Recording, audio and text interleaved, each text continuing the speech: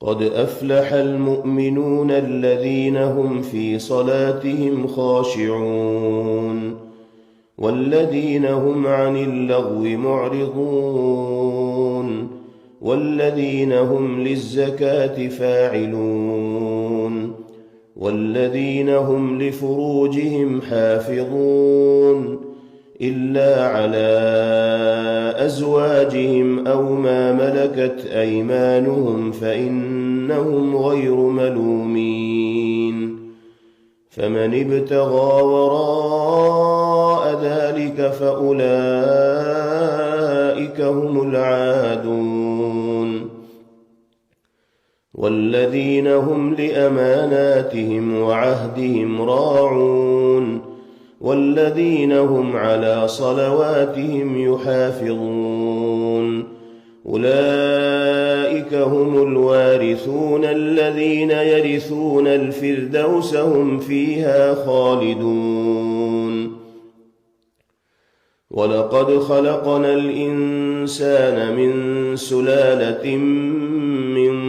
طين ثم جعلناه نطفة في قرار مكين ثم خلقنا النطفة علقة فخلقنا العلقة مضغة فخلقنا المضغة عظاما فكسونا العظام لحما ثم أنشأناه خلقا آخر فتبارك الله أحسن الخالقين ثم إنكم بعد ذلك لميتون ثم إنكم يوم القيامة تبعثون ولقد خلقنا فوقكم 7 طرائق وما كنا عن الخلق غافلين وأنزلنا من السماء ماء بقدر فأسكناه في الأرض وإنا على ذهاب به لقادرون فأنشأنا لكم به جنات من نخيل وأعناب لكم فيها فواكه كثيرة ومنها تأكلون وشجرة تخرج من طور سيناء تنبت بالدهن وصبغ للآكلين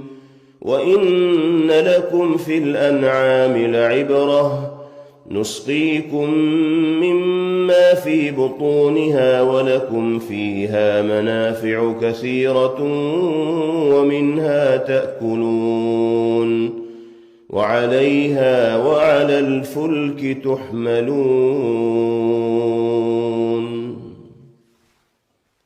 الله أكبر. الله أكبر.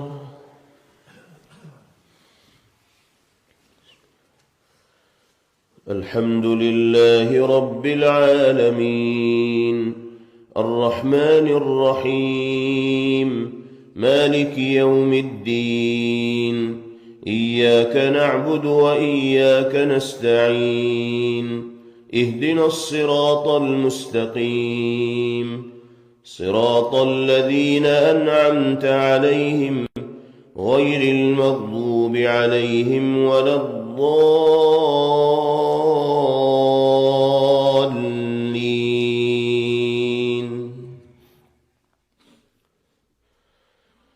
ولقد أرسلنا نوحا إلى قومه فقال يا قوم اعبدوا الله ما لكم من إله غيره أفلا تتقون. فقال الملأ الذين كفروا من قومه ما هذا إلا بشر مثلكم يريد أن يتفضل عليكم ولو شاء الله لأنزل ملائكة ما سمعنا بهذا في آبائنا الأولين إن هو إلا رجل به جنة فتربصوا به حتى حين قال رب انصرني بما كذبون فأوحينا إليه أن اصنع الفلك بأعيننا ووحينا فإذا جاء أمرنا